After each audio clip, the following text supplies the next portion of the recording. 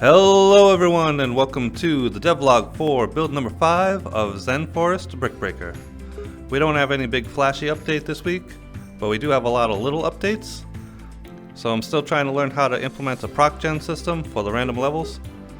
But in between that, I've been working on all these little things that need touching up. So let's go over all of them. First, we've implemented some new options. We have player height and recenter play space. So these all save just like the other options. If you are particularly tall or particularly short, or if you want to play seated, you can do that now.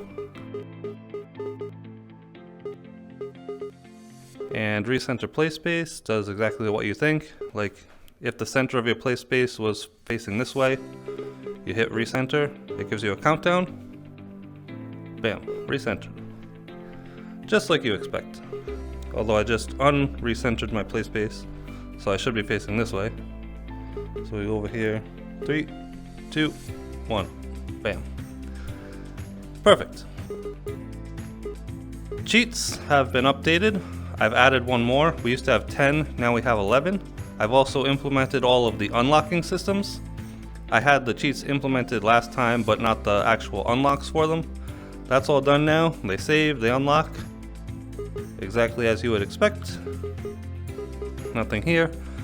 For constructed levels, I completed all the play testing and finalized all the levels, so all 45 constructed levels are done, locked in.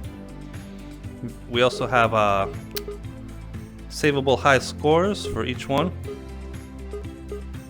The random levels as well, although no proc gen system yet, so no scores for that. Endless mode will have a high score and a highest level completed. I haven't done that yet.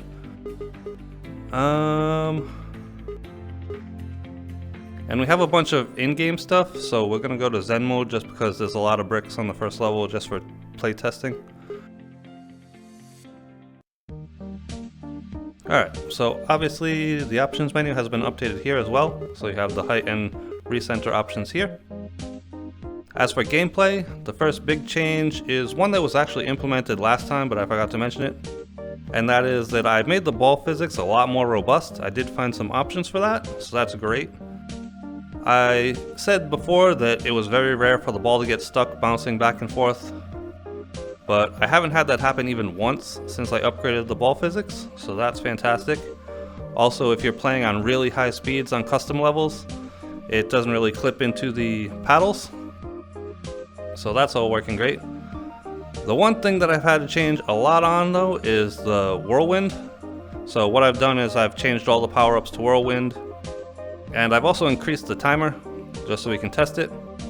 What used to happen is, as you've seen in previous videos, it explodes all the bricks in one hit, including the green bricks. That was not the intended original functionality. It was originally intended to only deal 1 damage to all the bricks, but I thought maybe it would be a better feature than a bug. So I just left it as it was, but as it turns out, the whirlwinds had like multiple bugs. So I've been trying to nail them all down. The one where it dealt more damage than expected was pretty easy to fix. What happened was it casts a sphere and collects all of the colliders in that sphere. But the bricks have multiple colliders, so it was calling the damage routine multiple times for each brick. That was pretty easy to fix. All I did was make a list so that it keeps track of which bricks have taken a hit, and it doesn't apply more than 1 hit to each brick. So that's been fixed. We'll just check that out. And the second major bug was that sometimes if you finished the level by hitting a brick with the whirlwind effect would carry over to the next level and damage some bricks. Bang. So as we can see, whoa. That was pretty crazy. You didn't get to see it very well that time because the ball kind of went crazy.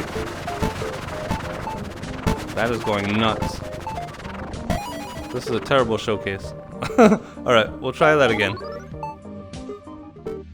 Alright, so as I was saying, sometimes the bricks on the new level would take damage from like the residual whirlwind effect. So that was pretty easy to fix. All I did was implement a very slight delay between the level ending and the new level loading. Alright, so here we go. Nice and calm. we can see that the bricks are taking 1 damage each. So, a bit of a nerf, but I've extended the timer on the whirlwind effect, so you do get to use it a bit more, which is fine. I don't need every power-up being an absolute beast. I would rather just the rock and the lightning power-ups being super strong. Which, one of the other changes was I made the lightning power-up spawn slightly less because it is kind of ridiculous. It's only like a 10% chance to reroll the lightning right before spawning one. So it can reroll into a new lightning. So it's not exactly 10% less. It's whatever 10% minus 1/6 is. But so yeah, there is one more bug that the whirlwind has that I haven't been able to nail down yet. And that is, when the ball hits a green brick, it's supposed to deal 2 damage, 1 for the ball and 1 for the whirlwind effect.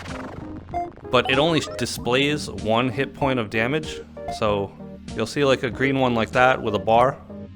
But when you hit it with the ball next time, it will like completely destroy it, even though it looks like it has 2 HP. I don't know what's causing that. It might be that the ball and the whirlwind effect are like destroying the first layer of mesh on the exact same frame, and therefore they only destroy 1 layer of the mesh instead of 2 layers. I'm not exactly sure what's causing it, but it's definitely not supposed to work that way. Try to actually showcase it here.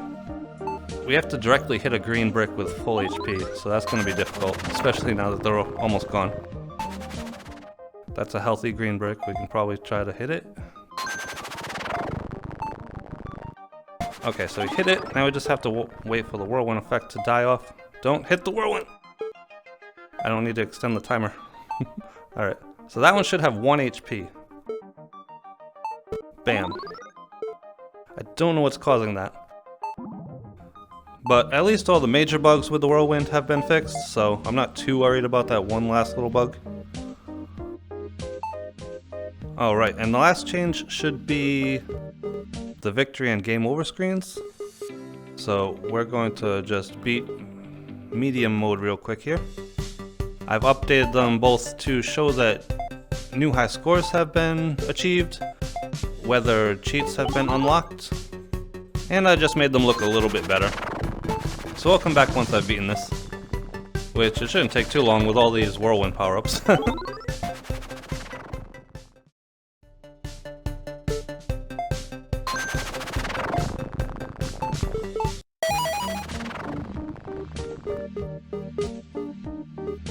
Alright, and that is the new victory / game over screen.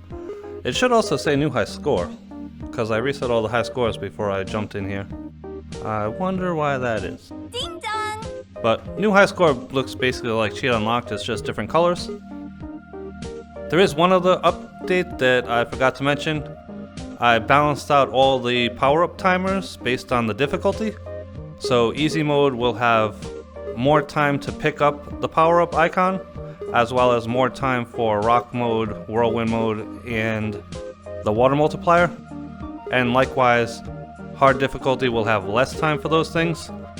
This is not only to make it easier or more difficult, but it's also because the ball is moving at a different speed, so if the timers are all the same, you get less out of them on easy mode and more out of them on hard mode, which is the opposite of what it should be. So yeah, those are based on the ball speed, so even with custom levels, you will get the altered timers depending on whatever speed you set the ball to. And that should be everything. Hope you all enjoyed the devlog. Thank you for watching. Please tune in again next time.